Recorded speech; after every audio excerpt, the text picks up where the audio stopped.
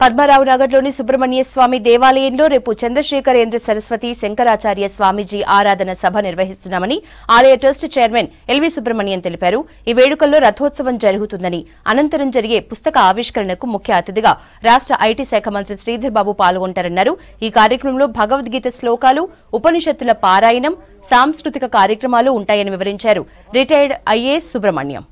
ముఖ్య అతిథిగా పెద్దలు శ్రీధర్ బాబు గారు చేస్తున్నారు. తెలంగాణ ప్రభుత్వంలో మంత్రివర్యులు మీ అందరికీ తెలుసు. అలాగే మనకి పండిత సన్మానం కూడా ఉంటుందండి. చాలా గొప్ప మేధావి, బహుశాస్త్ర పరిచయం ఉన్న పెద్దవారు దేవేంద్ర పాటిల్ గారు అని చెప్పి వారికి రేపు సన్మానం జరుగుతుందండి. దాని తర్వాత గ్రంథావిష్కరణ కూడా జరుగుతుంది.